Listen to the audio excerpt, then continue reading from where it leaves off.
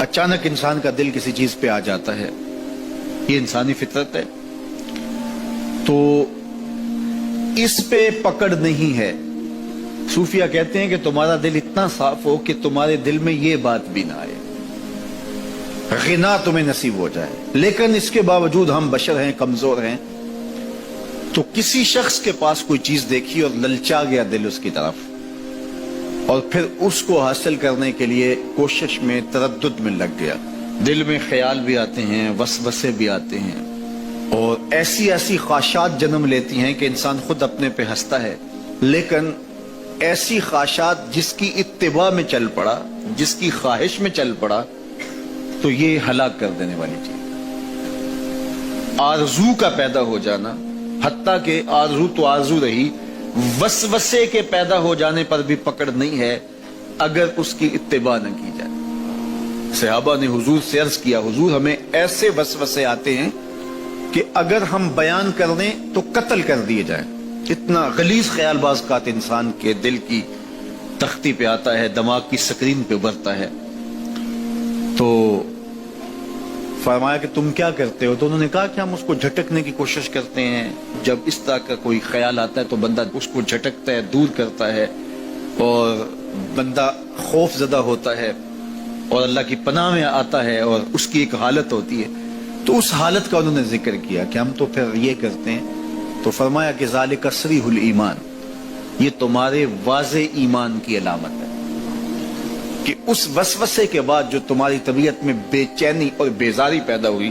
اور اس کو دھکیلنے کے لیے، اس کو خیال سے ہٹانے کے لیے، اس کو تصورات سے دور کرنے کے لیے جو تم نے کوشش کی، یہ تمہارا ایمان تھا جو کھڑا ہوا،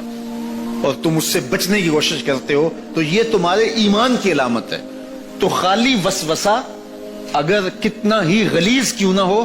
اگر اس وسوسے کو خیال کا حصہ بنا کے اس سوچ کو لذت کا سبب نہ بنا لیا جائے، حتیٰ کہ غیر محرم کے اوپر آپ کی نظر پڑ گئی، تو فرمایا النظرۃ الاولی لک والثانیۃ علیک، جو پہلی نظر تجھے حاصل ہوئی تو وہ تیرے لیے ہے، لیکن اگر تو نے نظر کا تتبع کیا اور پھر تیری نظر نے دوبارہ پیچھا کیا تو وہ تیرے اوپر وبال بن جائے گی۔ تو خواہش کا، وسوسے کا، اور کسی ایسی چیز کا دل اور دماغ کی سکرین پہ ابھرنا اور خیال پیدا ہو جانا، یہ کوئی بات نہیں ہے۔ انسانی زندگی کے اندر کتنے ہزار خیالات جو ہے وہ انسان کے دماغ میں جو ہے وہ پیدا ہوتے ہیں، اور پیدا ہو کر کے مٹتے ہیں، پھر نئے پیدا ہوتے ہیں۔ کبھی بھی انسان کا دماغ خالی نہیں رہتا، ہر وقت سوچتا ہے۔ آپ اگر یہ طے کر لیں کہ میں کچھ نہیں سوچنا، تو یہ سوچ رہے ہوں گے کہ میں کچھ نہیں سوچنا۔ یہ کبھی ہو نہیں سکتا کہ آپ کا دماغ ہو اور اس کے اندر جو ہے وہ کوئی خیال نہ چل رہا ہو، ہزاروں لاکھوں خیالات کا ایک ہجوم گزرتا ہے۔ تو انسان کا دل، دماغ اس طرح بھاگتا ہے۔ آپ اچھے لوگوں میں رہیں گے تو خیالات پاکیزہ ہوں گے۔ دیکھیے، آپ گندگی کے ڈھیر سے گزر رہے ہوں گے تو خیالات اسی طرح کے ہوں گے نا، اور اگر پھولوں کی روش سے گزر رہے ہوں گے، صحن چمن سے گزر رہیں گے تو خیال اس طرح کے ہوں گے نا۔ آپ جو ہے وہ کسی بازار سے گزر رہے ہوں گے تو خیال اس طرح کے ہوں گے، اور مدینے کی گلی سے گزر رہے ہوں گے تو پھر خیال اسی طرح کے ہوں گے نا۔ اس وقت آپ کے خیالوں کی دنیا کسی اور جہاں میں آباد ہے، اس لیے کہ آپ رسول اللہ کا فرمان سن رہے ہیں، لیکن اگر آپ کے سامنے کو گویا غزل گا رہا ہو تو پھر خیال کی وادیوں میں بھٹک کے کہیں آپ اور کھڑے ہوں گے۔ اب بات حضور کے فرامین کی ہو رہی ہے تو تصور پھر گنبد خضرا کے مکی کا ہی ہوگا نا، تصور تو پھر شہر حبیب کا ہی ہوگا۔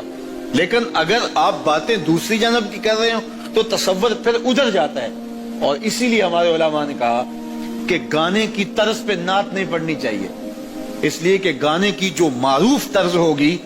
جب اس طرز پہ نعت پڑھی جائے گی تو سن آپ نعت رہے ہوں گے، طرز سے آپ کے دماغ اور آپ کے خیالات بھٹک کے کہیں اور چلے جائیں گے۔ اس لیے یہ گوارا ہی نہیں ہے کہ ذکر رسول اللہ کا اور خیال کہیں اور جا رہا ہو، خیال آوارہ ہو اور بھٹک رہا ہو۔ جب تذکرہ حضور کا ہو رہا ہو تو خیال بھی گنبد خضرا کے مکی کا ہی ہونا چاہیے۔ تو یہ بات ذہن میں رکھیے گا کہ یہ انسانی زندگی کے اندر انسان کا خیال بھی بھٹکتا ہے، سوچیں بھی بھٹکتی ہیں، دل میں بھی کئی کچھ آتا ہے، لیکن پکڑ اور گرفت اس وقت ہوتی ہے جب انسان اس خیال پہ اپنے آپ کو اس راہ پہ ڈال دیتا ہے. لالچ کا پیدا ہونا بھی شریعت میں ماخوذ نہیں ہے. وہ تمہارے لیے جو ہے وہ وبال تب بنے گی جب تم اس کی اتباع کرنے لگ جاؤ گے, اس خواہش کے پیچھے لگ.